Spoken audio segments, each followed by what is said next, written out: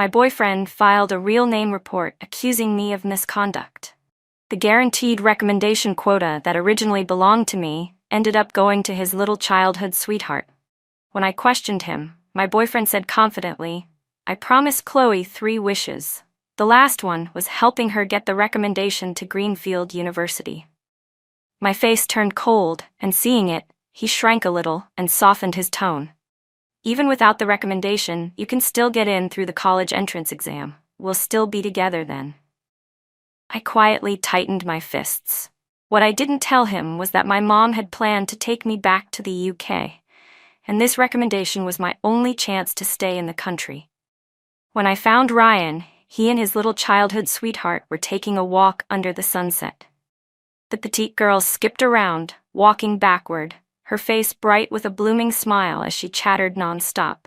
Ryan held a cup of milk tea in his hand, following her slowly, listening patiently with his head slightly lowered, his gaze filled with indulgence and affection. As she got more excited, Chloe forgot to watch her step, and her foot slipped, sending her whole body stumbling backward. "Chloe?" Ryan called out, quickly reaching forward to pull her back. Caught off guard, she fell straight into his arms, and he instinctively held her slender waist. Their young, warm bodies pressed tightly together, with no distance between them, and an ambiguous atmosphere silently spread between the two. Chloe lifted her head in a daze, unconsciously rising onto her toes as she leaned toward his lips. Ryan's breath tightened, as if frozen, and he actually forgot to dodge. Only when I appeared at that unfortunate moment did Ryan snap back to reality.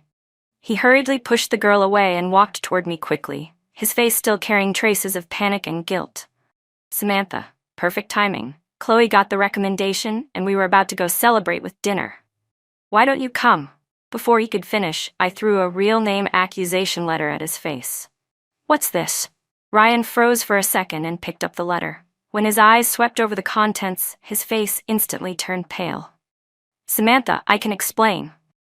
In that moment, the last bit of naive hope I had turned completely into ashes, leaving only ice-cold emptiness. "Explain what?" "Explain how my boyfriend filed a real name report accusing me of fighting off campus just so his little childhood sweetheart could get the recommendation. Explain how you used my future to fulfill the promises you made to someone else." Ryan opened his mouth but couldn't say a single word in refutation. At that critical moment, Chloe stepped in front of him without hesitation. "Samantha, what are you yelling about? You were the one with misconduct in the first place." Ryan was just fulfilling his duty as the head of the disciplinary committee. He made sure the recommendation didn't go to someone morally corrupt like you. "What right do you have to accuse him?" Chloe defended him with her full strength, enough to move anyone if I weren't the victim. I let out a cold laugh. "Then why don't you ask him who it was that caused me to get into that fight in the first place?" Chloe had always held deep hostility toward me, because before I transferred here, she and Ryan had always been the school's golden couple, admired by countless people. Even though they had never torn down that thin layer of ambiguity, they would naturally end up together after graduation. Until the second semester of junior year, when I transferred in and everything changed. During the Academy's assessment test, I crushed the competition and took the first place position Ryan had held for years. From that moment on, Ryan's attention was completely drawn to me. From the initial unwillingness and competitiveness, to curiosity and exploration, and finally falling completely for me, Ryan only took 1 month. His gaze was sincere and burning, and his feelings of admiration for me were never hidden. He often asked me to go to the library with him, under the pretense of discussing schoolwork. But I rejected him coldly every time, because back then I was still drowning in the pain of my dad's affair and had completely shut my heart off. Besides, once my mom finished dealing with the property disputes between her and my dad, she would take me to immigrate abroad. With the separation approaching, I didn't want to get entangled with anyone. But fate is always strange. The more you fear something, the more likely it is to happen. After the second year ended, when I was walking home alone with my report card, I happened to see Ryan being cornered and beaten in an alley. At the same time, my dad's mistress, who was pregnant, had shown up in front of me earlier, and threatened me to give up everything that belonged to the Chu family. The anger stuck in my chest had nowhere to go. Seeing them bullying someone with numbers, I didn't hesitate for a second before stepping in. Only later did I learn that Ryan was being beaten because of his little childhood sweetheart, Chloe. Because Ryan had started liking me, Chloe couldn't handle it and impulsively provoked a street thug named Marcus Lee, which ended up backfiring on her. To help his childhood sweetheart out of trouble, Ryan challenged Marcus to settle things once and for all, promising that if he lost, he would never bother Chloe again. But Marcus didn't keep his word and brought a whole group with him. If I hadn't stepped in, Ryan might have ended up permanently injured. The next day I went to the library as usual, but I couldn't bring myself to read. I stared at my phone, looking at the insincere apology message my dad sent, full of excuses for his mistress, and even self-righteously asking me to persuade my mom not to take things too far for the sake of their past marriage. Whatever warmth I had left toward him shattered completely in that moment. My whole body trembled with fury at his shamelessness and heartlessness. It was then that Ryan suddenly appeared and placed a cup of milk tea beside my hand. I looked up to see him smiling with curved eyes. "Thank you for saving me yesterday," he said. Without waiting for me to respond, he sat down across from me and sighed. "So even the legendary top student Samantha isn't as cold as everyone says," I replied coldly, but Ryan was not discouraged by my attitude. Every few days, he would show up in front of me again. Throughout the entire summer break, he never stopped, and in an indirect way, he filled the loneliness inside me. I gradually stopped resisting his presence. On New Year's Eve, I accepted his confession, and we officially became boyfriend and girlfriend. Not wanting to face separation or the pain of a long-distance relationship in different countries, I begged my mom for a chance. As long as I could secure a guaranteed recommendation to Greenfield University before leaving the country, she would agree to let me stay. I held such bright hopes for our future, yet I never expected that to help his little childhood sweetheart get her recommendation, he would actually file a real name report accusing me of misconduct. When I saw the report letter in the teacher's office, I comforted myself that it must have been a mistake, someone else's doing. But in the end, I was only deceiving myself. During evening self-study, as soon as I stepped into the classroom, I heard my classmates whispering, "Samantha always acts so high and mighty, but behind the scenes she's just a delinquent, smoking, drinking, fighting, doing everything." Luckily, Ryan woke up in time and didn't keep getting fooled by that vixen.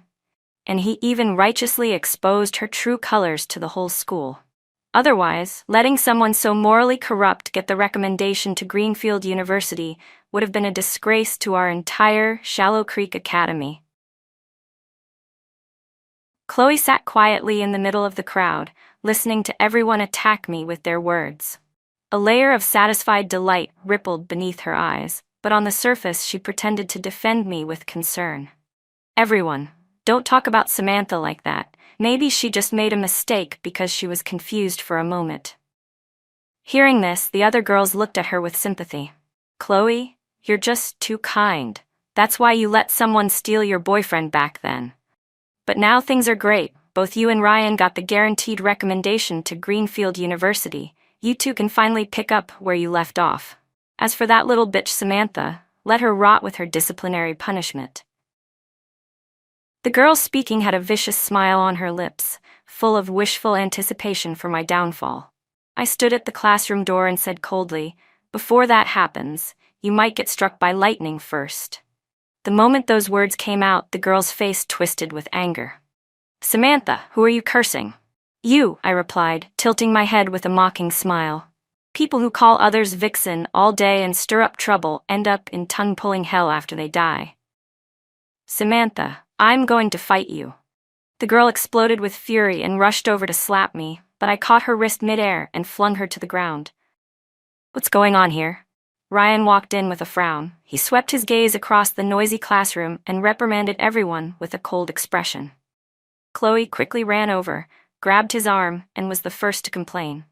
"Ryan, Samantha started it. She cursed Jenny to die, and she even hit her." Chloe deliberately cut out everything that happened before and pushed the entire blame onto me.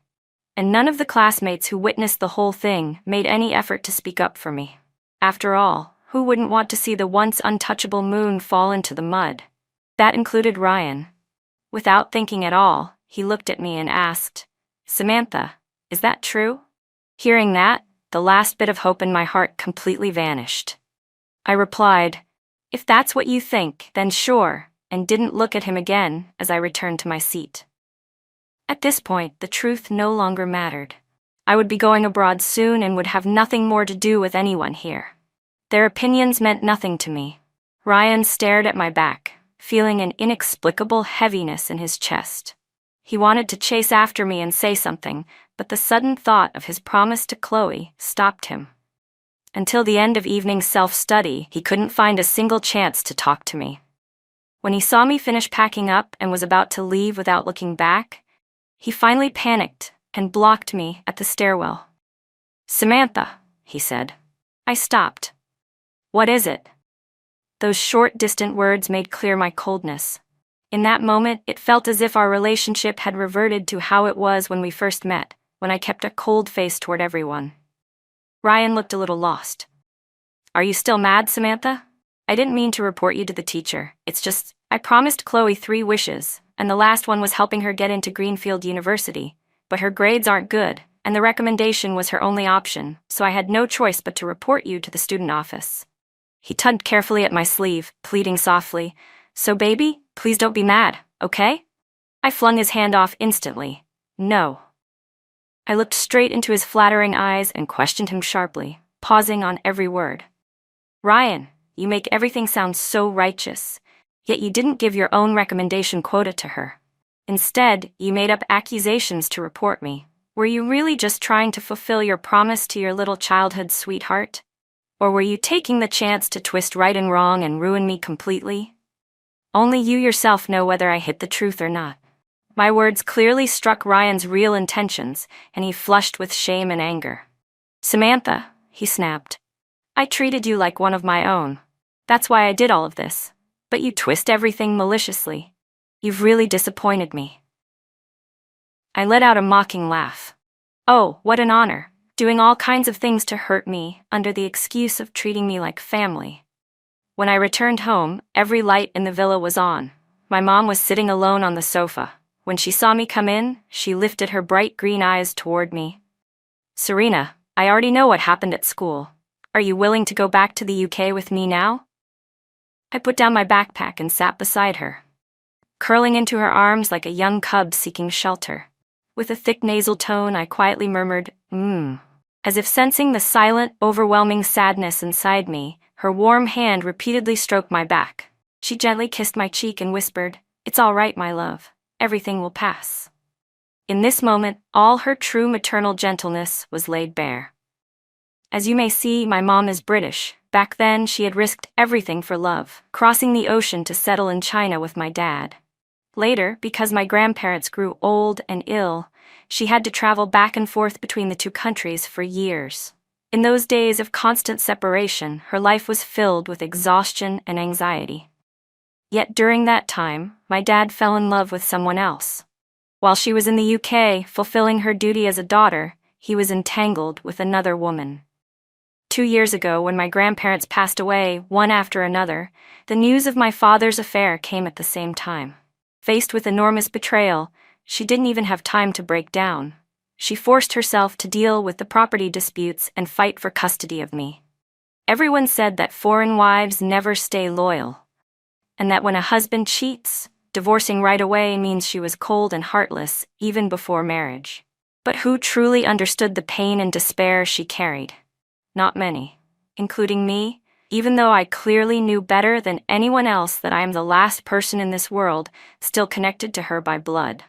And yet, I nearly abandoned her once again for someone as undeserving as Ryan. "Mom, I'm sorry." I held her tightly, burying my face deeper into her neck, whispering an apology through the tears.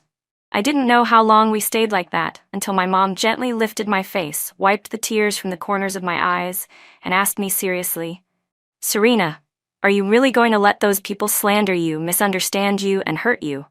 Of course not. Ryan and Chloe wanted to use me as a stepping stone, then neither of them should think they'll get away clean. The closer the college entrance exam approached, the heavier the atmosphere became. My classmates wished they could glue themselves to their chairs 24 hours a day. But Chloe was an exception. The recommendation quota was like her life-saving charm, making her even more arrogant than before. During a self-study session, the whole class was busy finishing the assignments that Mr. Jacobs had given us, writing furiously. But Chloe boldly walked up to Ryan. Ryan, Riverdale Plaza just opened a new fried chicken place. Come with me to try it, okay? Ryan was helping another student with a problem at the time. His pen paused, and he looked up. Can it wait till after school? Their business is really good. If we wait, everything will be sold out. Just come with me, okay? She then shot a proud glance in my direction, clearly implying something. Besides, neither of us needs to take the college entrance exam anyway. I pretended not to see it and continued working on my problems. Chloe dragged out the ending of Ryan's name, calling it with a soft, winding tone that made goosebumps rise on everyone's arms. My stomach churned with disgust. I packed my things, ready to leave. Ryan noticed and called out, Samantha, where are you going? This time I didn't stop. Refusing to give up, he reached out to pull me back, speaking earnestly. Samantha, the college entrance exam is getting closer. Every minute and every second counts. Even though your grades are good, you should stay in the classroom as a stabilizing force for everyone, fighting until the end together with your classmates. His words sounded righteous and noble, but they made me sick. I let out a cold laugh. Ryan, you reported me to the student office for misconduct and cost me my recommendation quota. Rumors about me are everywhere. My classmates have probably cursed me behind my back until it's swollen. And now you have the face to ask me to stay and stabilize everyone? Don't you think you're being incredibly fake? My eyes, filled with disgust, fell on him. As if burned, he yanked his hand away instantly. I took the opportunity to leave. Ryan stared blankly at my decisively retreating back, an indescribable loss washing over him. It felt like something had slipped out of his control, leaving him panicked. Chloe saw it all. She was furious. She hurried over to Ryan's side, biting her lip. Ryan, Samantha is too much. You already offered her a chance to fix things, but she still acts so arrogant. She's the one tearing you two apart. In the past, this tactic always worked. But this time, before she finished speaking, Ryan cut her off sharply. Shut up. Chloe froze in shock. Ryan's gaze turned cold. If you hadn't been so ambitious, insisting on getting into Greenfield University, would Samantha and I have ended up like this? Chloe's expression collapsed. Now I've already fulfilled all 3 wishes for you. From now on, I don't owe you anything. With that, he didn't hesitate. He chased after me, leaving Chloe standing alone, her soul drained as if thousands of ants were gnawing at her heart. It was painful, numbing, and infuriating. Ryan chased me all the way to the school gate, but was still too late. I got into a car without looking back, leaving him to choke on exhaust smoke. Ever since I confirmed I would go abroad, I no longer needed to stay at school all day. I could come and go freely. Still, I had never come home this early before. This time, by chance, I saw my dad's mistress kneeling in the courtyard, her belly 8 or 9 months pregnant. She looked miserable, completely different from the arrogant woman who once came to provoke me. I walked straight past her without sparing a glance. She suddenly cried out, Samantha, you and your mom can't be this heartless. Your mom sent your dad to prison. Now she's trying to take back the money and the villa he gave me. She's forcing me and my baby into a dead end. I'm carrying the only male heir of the Chu family. Her voice was sharp and pitiful, as if she were the one most wronged in the world. My steps paused. Standing above her on the steps, I looked down coldly. When you chose to be the mistress, destroying someone else's family, you should have known this day would come. As someone who benefited from the pain she caused, she deserved neither sympathy nor mercy. Hearing the noise outside, my mom came out to greet me personally. You're home early. I replied lightly. She didn't question why I left school. After all, I would be leaving soon. Whether I followed school rules or not had become irrelevant. Dinner was toast my mom personally baked. She spread the cheese evenly over the toast and handed it to me. "Serena," she said, "remember this. Yesterday belongs to those who chose to abandon you. You can't stay submerged in the past forever, stuck in place. What matters is making those who hurt you pay the price for everything they've done." Just like she did. I had thought she simply wanted to divide assets with my dad, but I never imagined that she'd go even further, quietly, decisively sending my father to prison on economic charges. She ignored all his begging and even went after his mistress relentlessly. Every gift he had given her, cars, houses, jewelry, clothes, was taken back one by one. My mom led by example, showing me exactly how to fight back. As her daughter, how could I be any less? The next day at school, Chloe abandoned her usual arrogance and walked toward me with a cup of milk tea, trying her best to look sweet and pitiful. "Samantha, I was wrong," she said softly. "I shouldn't have been greedy and wanted to go to the same university as Ryan. Otherwise, you wouldn't have been dragged into that report." Halfway through, she stopped, as if the rest was too embarrassing to say. Her eyes were filled with tears, her face full of guilt as she looked at me. She bit her lip and whispered, Anyway, I'm really sorry. I'm not asking you to forgive me. I just hope you won't stay mad at Ryan anymore. He really loves you. If you make up with him, you can punish me however you want." I raised a brow. "Really?" Chloe nodded eagerly, though a glint of calculation flashed in her eyes. Seeing this, I smirked wickedly, then suddenly popped open the lid of the milk tea. Under everyone's shocked gazes, without a single warning, I dumped the entire cup over her head. "Then I hope you get out of my sight. Don't let me see you again. This pitiful act of yours is disgusting, just like my father's mistress. Such pathetic, laughable tricks." Caught off guard, Chloe was drenched from head to toe. Brown milk tea streamed down her hair and cheeks, soaking through her white school uniform instantly, staining it heavily and sticking it tightly to her skin. She looked utterly miserable. Just then, Ryan returned from morning patrol and happened to see the scene. He rushed over, quickly taking off his jacket and wrapping it around her. Chloe collapsed into his arms, clutching his collar and sobbing. "Ryan, I just wanted to be the middleman and help you and Samantha make up. I didn't think she hated me this much. She did that in front of everyone." There is a certain art to speaking through implication. Leaving sentences half-finished invites imagination. And Chloe was manipulative to the core. Her voice had been so soft when apologizing to me that no one else heard a thing. All they saw was me splashing her without explanation. Just as Chloe wished, the misunderstanding toward me deepened even further. Ryan glanced at the milk tea cup still in my hand, barely suppressing his anger. "Samantha, you went too far this time." His eyes were full of disappointment. I laughed sharply. "Isn't this exactly what you want to see? If I don't act a little cruel, I'd be letting down you, head of the disciplinary committee, who accused me of misconduct. Or should I have been even colder? Maybe I should have watched you get beaten to death by that gang without lifting a finger. Then today, your little childhood sweetheart wouldn't just be drenched in milk tea. She'd be the one getting harassed every single day by those thugs." Taking advantage of the situation, I revealed half the truth, half concealed. Chloe genuinely paled in fear. Chloe clutched tightly onto Ryan's sleeve, her voice trembling. "Ryan, what do I do if he tells everyone about what happened between me and Marcus Lee? I'll lose my recommendation quota."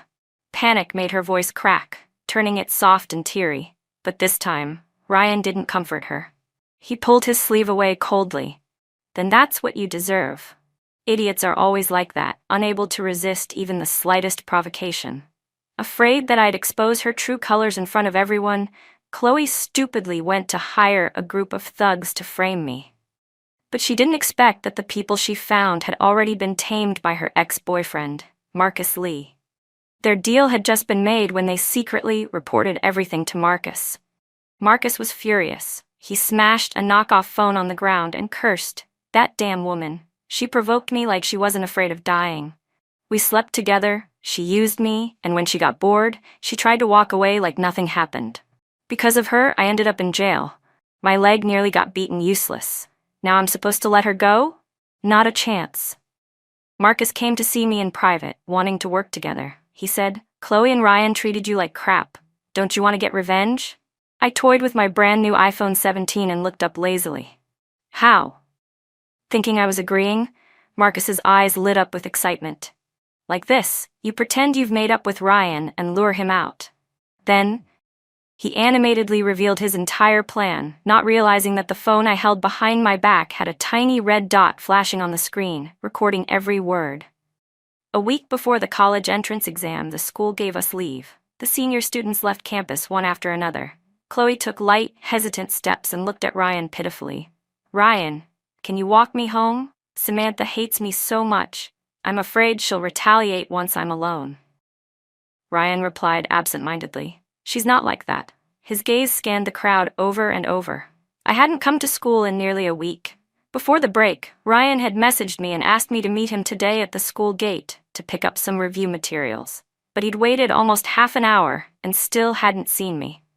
Anxiety and unease churned in his chest. Chloe hadn't expected that her attempt to play the victim would receive such a cold response. Unwilling to give up, she took a couple more steps toward him. But. Before she could finish, Ryan snapped in frustration. Chloe, enough with the but. You know clearly that from beginning to end, Samantha has been the real victim. If you hadn't provoked those people first, I wouldn't have been beaten up trying to fix your mess. Samantha stepped in to save me and to help you. Can you stop thinking the worst of her? The more he spoke, the more worked up he became, his eyes filled with memories. I already regretted enough. Regret listening to your terrible idea to report her for misconduct, making her lose her recommendation quota. Chloe froze for a moment, then shrieked defensively. What do you mean, my terrible idea? Ryan, don't dump all the blame on me. You're the one whose pride couldn't handle it. You admired Samantha, but... And on the other hand, you hated him for stealing your spotlight. You only used my name as an excuse to push things along so you could smear a stain on his perfect life. In his anger, Ryan completely lost control and spilled every bit of scheming between them. Students were still passing by the school gate, and Ryan instantly panicked. In desperation, he slapped her hard across the face. Shut up. Among the passing traffic near the school, a Maybach quietly hid in the shadows. I sat in the back seat, watching the scene unfold through the tinted window. Marcus Lee was seated beside me. He let out a cold laugh. Those two tried to set up others, and now they've torn each other apart first. Well then, I'm gonna give them a proper greeting next. As for everything else, leave it to you, Miss Samantha. He stepped out of the car decisively. The driver asked me in a low voice, Miss, where to now? I looked up and said calmly, Police station. Chloe had woven her own cocoon, but that didn't mean I needed to be the one pushing her into it. After parting on bad terms with Ryan, Chloe headed home alone. But when she passed a dim alleyway, she suddenly heard someone call her name. Chloe. She turned instinctively and immediately froze in terror at the face staring back at her. Marcus Lee grinned. Didn't expect that after all this time. You still remember me. Looks like you've been thinking about me night after night. He took slow, dangerous steps toward her. Chloe tried to steady her voice. What? What do you want? You arrogant little butch, Marcus hissed. You begged me to rape you, remember? Don't tell me you forgot that part. Chloe trembled violently as the realization hit her like ice water. She had lifted a rock only to smash her own foot. She stumbled backward, her voice shaking uncontrollably. Don't come near me. This is illegal. Her terrified scream pierced the alleyway, but it was abruptly cut off by the approaching sound of police sirens. Near midnight, Ryan was summoned to the police station. Through the glass wall, he saw Chloe curled up in the corner, hugging herself tightly, trembling uncontrollably. What happened? He asked. A nearby officer whispered, a thug almost assaulted her. Luckily, we arrived in time. She wasn't harmed, but she seems badly frightened, mentally shaken. She keeps shaking her head whenever we ask questions. We had no choice but to call her emergency contact. That led us to you. Go talk to her. Calm her down. Ryan nodded and stepped into the interrogation room. The moment Chloe saw him, she lunged toward him like grabbing the last bit of hope. Ryan, you're finally here. It was Samantha. She sent Marcus Lee to get revenge on me. Her voice still trembled, but she pronounced every word clearly and loudly, like she was terrified someone would miss a single syllable. The officers exchanged looks. Ryan frowned. just about to ask if there had been some misunderstanding, when my voice drifted through the silence, cold and calm. Luckily, I filed a report ahead of time. Otherwise, who knows how much dirt you'd be throwing on me right now. Chloe's entire body stiffened. She jerked her head up. I was standing at the doorway, arms crossed, leaning casually against the frame, as if I had been there for a long time. She screamed in disbelief. "Samantha, why are you here?" A police officer spoke up for me. "Chloe, you've misunderstood Samantha. The only reason we arrived in time was because she called the police first and provided us with the exact information we needed." It was almost funny. She had crafted this entire nightmare with her own hands, fully intending for me to fall into the abyss. Yet in the end, she nearly dragged herself into ruin, while I, ironically, became the hero who saved her. Chloe clearly couldn't accept such an outcome. She shrieked hysterically, "Impossible, absolutely impossible. All of this must be Samantha's plan, a conspiracy, and all of you are covering for her. It's not fair to me." Her distorted, crazed expression bordered on madness. The officers hurried toward her, trying to calm her. "Miss Chloe, please calm down first." I watched the scene coldly. Then I turned to the lead officer. "Officer, it seems Chloe might be suffering from persecutory delusions. She keeps insisting I'm out to hurt her. I suggest arranging psychological intervention and a mental health evaluation. Otherwise, if she has another incident in the future, I'm afraid I'll end up being listed as a suspect." After speaking, I didn't spare a glance for anyone else. I turned and walked away. "Samantha." Ryan rushed after me. "What is it?" I didn't turn around. My voice carried clear distance and indifference. He flinched at the coldness in my tone. His Adam's apple bobbed as he whispered, "Actually, when Chloe suggested reporting you so she could get the recommendation, I hesitated." "So?" I asked. I just thought your grades were so good that losing one recommendation quota wouldn't affect you. That's why He forced out the shameless truth, then quickly tried to patch things up as if afraid I'd slip further away. "But don't worry, I'll tell the school everything. I'll clear your name. If you blame me or hate me now, I'll accept it. I'll wait for you for a year, 2 years, however long it takes. Once we both get into Greenfield University, no one will interfere with us again. I'll stay with you through the next 4 years and make up for everything I owe you." Another round of self-righteous, deep affection. Empty, blind, and delusional. I couldn't help letting out a soft laugh. Finally turning back to look at him, I said, "Whatever makes you happy." Ryan returned to school and personally confessed everything he had done. Chloe's recommendation quota was revoked, and his once brilliant reputation was permanently stained by an unavoidable shadow. The day before the college entrance exam, everyone returned to school to pick up their exam permits. The looks directed at Ryan now carried varying degrees of doubt and suspicion. But he didn't notice. His eyes remained fixed on the classroom doorway, as the stack of permits on the podium grew smaller and smaller, and finally only the one with my name remained. Panic engulfed him completely. He hurried to the homeroom teacher's office, his voice trembling with suppressed anxiety. "Teacher, why didn't Samantha come to pick up her permit?" The teacher froze, frowning slightly. "You didn't know? Samantha completed her withdrawal procedures back in March. She's moving to the UK with her mother." He checked the schedule and added, "Their flight is tomorrow, around the time you start your language exam." "What?" The word exploded in Ryan's mind like thunder. His blood roared, his ears buzzed. He couldn't hear a single thing the teacher said afterward. He spun around, sprinted back to the classroom, grabbed the lonely exam permit with my name on it, and ran straight toward the school gates. He ran wildly, one thought tearing at him over and over. "You said we'd take Greenfield's exam together. Why are you suddenly leaving?" His chest tightened painfully. He had to find me. He had to ask.